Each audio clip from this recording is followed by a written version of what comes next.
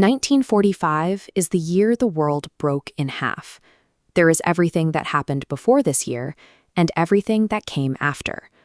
But right at the center of that fracture was one person who looked total annihilation in the face and beat it twice.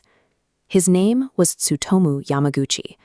He is the only person officially recognized by the Japanese government to have survived the core of both atomic attacks, becoming a singular witness to a history most did not live to tell. On the morning of August 6th, Hiroshima was operating like any other city. People were rushing to work, and children were heading to school under a clear sky. Yamaguchi, an engineer, was packing his bags to return home after a 3-month business trip. He never noticed the solitary silver aircraft slipping into the airspace above him. At 8:15 a.m., the sky ignited.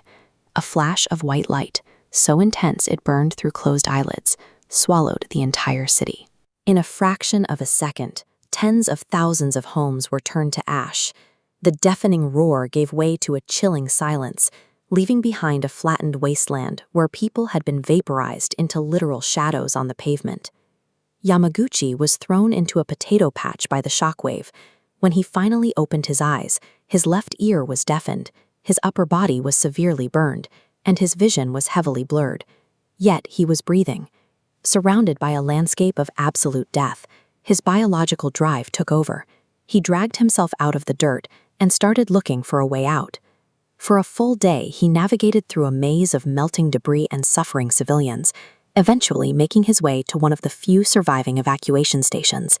He crammed onto an overcrowded, solemn train alongside other desperate survivors, completely physically broken, but relieved to finally be heading to safety. When he arrived the next morning, his own wife couldn't even recognize him. His face and arms were heavily wrapped in makeshift bandages. He had traveled almost 200 miles to escape the nightmare. Instead, he had walked perfectly into the crosshairs of a statistical anomaly.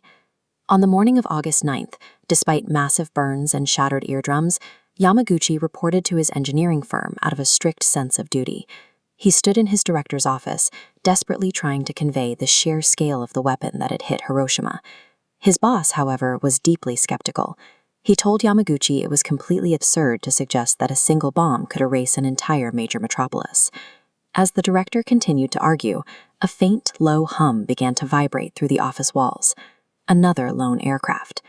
Before the director could finish his sentence dismissing the story, the windows dissolved into that identical, blinding white light. He had survived a weapon designed to end cities, fled to the refuge of his hometown, and the apocalypse had tracked him down anyway.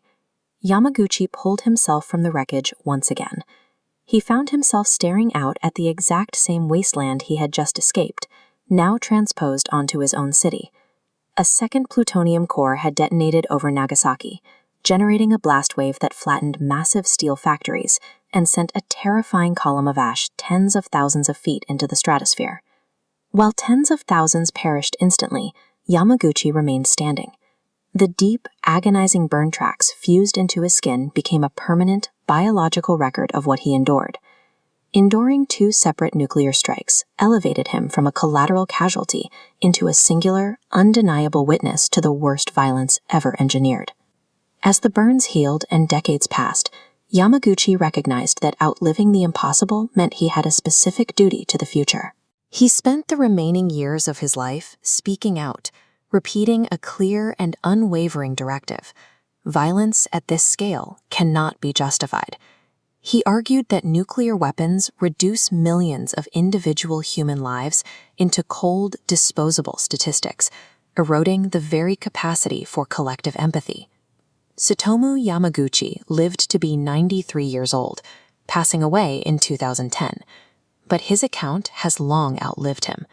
Yamaguchi's endurance through 2 nuclear strikes transformed him into history's most potent witness, a living testament to the dangers of the tools we've engineered for our own destruction.